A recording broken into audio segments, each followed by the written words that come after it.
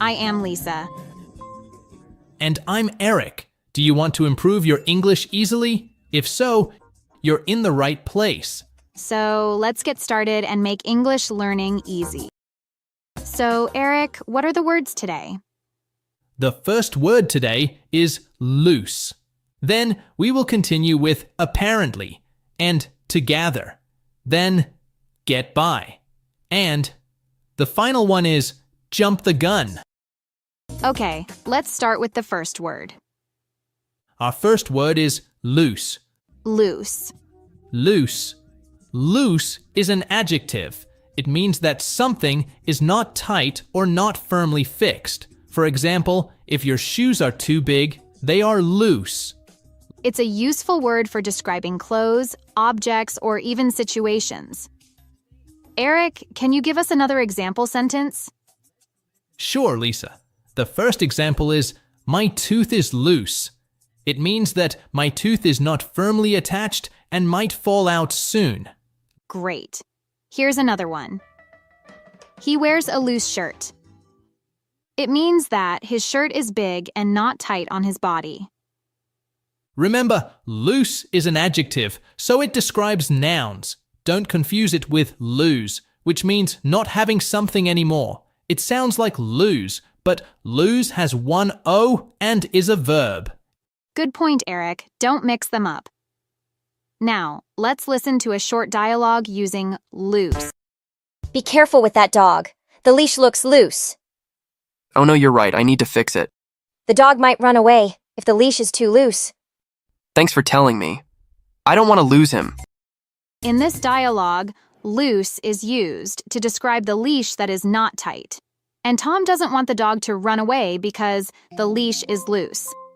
So, Eric, do you think loose is a common word? Yes, Lisa. It's a common word we use in daily life. I agree. Do you think it's more formal or informal? Loose is neutral. It can be used in both formal and informal situations. You can use it in any situation. That's helpful to know.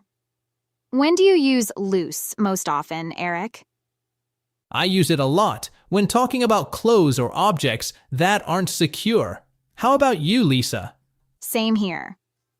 I also use it when describing relaxed rules or schedules, like we have a loose plan for the weekend. That's a great example. It shows how versatile this word can be. Remember, everyone, you can use loose when you talk about things that aren't tight or fixed in place. And be careful about the spelling and meaning. It's a useful word. Great advice.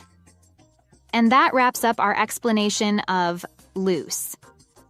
Let's move on to our next word. The next word is apparently. Apparently. Apparently is an adverb that means something seems true. It's often used when we're talking about something we've heard from others, but we're not sure. That's right. We use apparently when talking about the information we got from someone else or something we read. Let's look at the first example sentence. Apparently, the train is delayed. It means that I heard or saw that the train is late, but I'm not sure if it's true. Good example. Here's another one. She is apparently moving to Canada next month. It means that it seems she is moving to Canada, but maybe we did not hear it directly from her. We often use apparently at the beginning of the sentence, but we can also place it after the verb. For example, they have apparently decided to cancel the meeting. Sometimes we put it at the end of the sentence. He didn't come to the party, apparently. Now let's listen to a short dialogue using apparently. Did you hear about the new cafe? No, what about it? Apparently, it serves the best coffee in town. Really? We should check it out. Yes, apparently. They also have live music on weekends. That sounds great. In this dialogue, apparently is used twice to share information that Emma has heard about the new cafe. Right. She is telling Mike what she heard, but she was not there herself. So, Eric, do you think apparently is a common adverb? Yes, it's quite common in everyday English. People use it to share information that they are not sure about. Is it formal or informal? It's neutral. You can use it in both formal writing and casual conversation. That's helpful. It can make your English sound more natural. Definitely. Also, using apparently shows that you are careful with information. You are not saying something is 100% true. Good point, Eric. It is polite to use apparently when you are not sure. Exactly. So, to our listeners, try to use apparently when you want to share information you heard but are not completely sure about. It will help you communicate more effectively. Well, that's all for apparently. Do you have any final thoughts, Eric? Just that it's a very useful word. I encourage everyone to add it to their vocabulary. Great advice. Let's continue to our next word. The next word is gather. Gather. Gather. Gather is a verb, and it means to bring things or people together in one place. For example, you can gather your friends for a party, or you can gather information from different sources. And we can use gather in different ways. Sometimes we say gather with around when we want people to come closer, like gather around the table. It can also mean collecting or picking things up, like gathering flowers. Let's look at our first example sentence.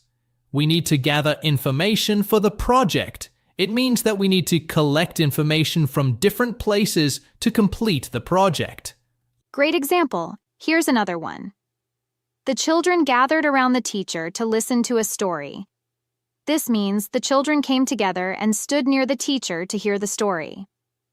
Good job, Lisa. So remember, we use gather when we are bringing things or people together. Sometimes you might see it with prepositions like around or together. And now, let's use gather in a short dialogue to help our listeners understand it better. Tom, we need to gather volunteers for tomorrow's event. That's a good idea, Maria. I will gather a few people and meet you here in an hour. Perfect. I will also gather some of the materials we need for the event. Sounds great. Let's gather everything we need to make the event successful. In this dialogue, gather is used to talk about collecting volunteers and supplies. It shows that gathering can mean bringing people or things together in one place. Well, it's versatile. We use it to talk about collecting things, bringing people together, or even understanding information. Eric, would you say gather is a common word in English? Yes, I'd say it's quite common, especially when organizing events, meetings, or collecting information. You might hear it in both casual and more formal settings. I agree. It works well in both formal and informal contexts. So, to all our listeners, you can use it when you talk about collecting or bringing things or people together. It's a handy word to know. And that's our third word for today, gather. We hope you enjoyed it. Stay tuned because we have 2 more words to explore in this episode. If so, let's move on to our next. Our next phrase is get by. Get by. Get by. Get by is a phrasal verb, and it means to manage or survive with what you have, especially when you do not have much. For example, you can get by on a small salary, or you can get by speaking only a little of a language when traveling. Yes, and we often use get by when we are talking about managing with limited resources like money or skills. Let's look at our first example sentence. Even though she doesn't have a lot of money, she can get by. It means that she manages to live without much money. That's a good example, Eric. Here's another one. I don't speak much French, but I can get by when I travel to France. It means that the person can manage to communicate, even with limited French language skills. Exactly. The word get by shows how someone can handle a situation when things are not perfect or they don't have everything they need. Yes, and remember, when we use get by, we often use it with prepositions like on or with. For example, get by on $50 a week, or get by with only a few words. Perfect. Now, let's listen to a short dialogue to help everyone understand how to use get by in conversation. Hey, Jake. How are you doing with your new job?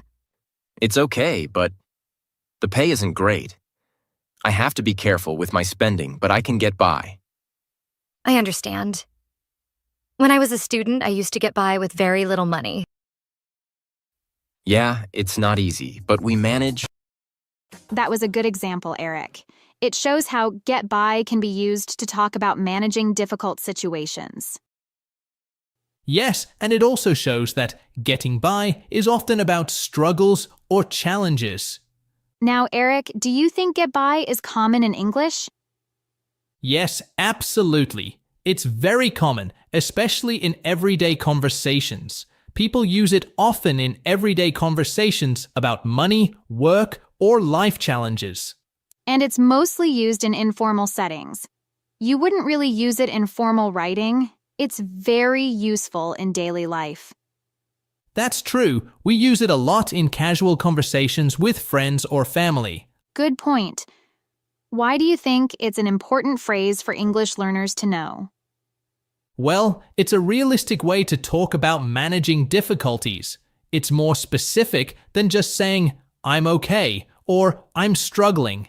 It expresses common life difficulties that many people can relate to. Exactly. Well, I think we've covered get by pretty well. Shall we move on to our last word today? Yes, let's do that. Remember, listeners, even when learning English is tough, keep trying and you'll get by. Great reminder, Eric. Okay, what is the last word? The last word today is jump the gun. Jump the gun. Jump the gun. Jump the gun is an idiom that means to start something too soon or act too quickly before the right time. That's right. When we say someone jumped the gun, they did something earlier than they should have. It comes from the idea of starting a race before the starting gun is fired. Exactly. Let me give an example sentence. Tom jumped the gun and sent the email before the boss approved it. It means that Tom sent the email too early, before he got permission from his boss. Good explanation. Now it's your turn, Lisa. Sure, here's my example. Don't jump the gun to decide to buy a new car until you've saved enough money. It means that you shouldn't make a decision to buy a new car too soon, before you have enough money. Now, let's hear a short dialogue using the phrase, jump the gun. Hi, John, I heard. You have already started working on the new project. Yes, I was excited to begin. Is there a problem? Well, you jumped the gun a bit. We haven't finalized the budget yet. Oh no, I'm sorry. I didn't mean to jump the gun. It's okay, but in the future, please wait for the green light before starting. That was a good example, Lisa. It also shows how jump the gun can be used in a workplace setting. Yes, and it also shows that jumping the gun can sometimes cause problems in professional situations. Absolutely. So, Lisa, do you think jump the gun is a common idiom in English? Yes, it's quite common. People use it in various situations, both personal and professional. That's true. Is it more formal or informal? I'd say it's more informal, but it can be used in semi-formal work situations, as we saw in the example dialogue we gave just before. Good point. Why do you think it's an important phrase for English learners to know? Well, it's a useful way to describe a common mistake people make. It's more colorful than just saying, started too early. I agree. It helps learners express themselves more vividly in English. Exactly. Well, I think we've reached the end of our today's podcast. We hope you found today's episode helpful. Thanks for listening. Keep studying your English and stay tuned. Bye for now.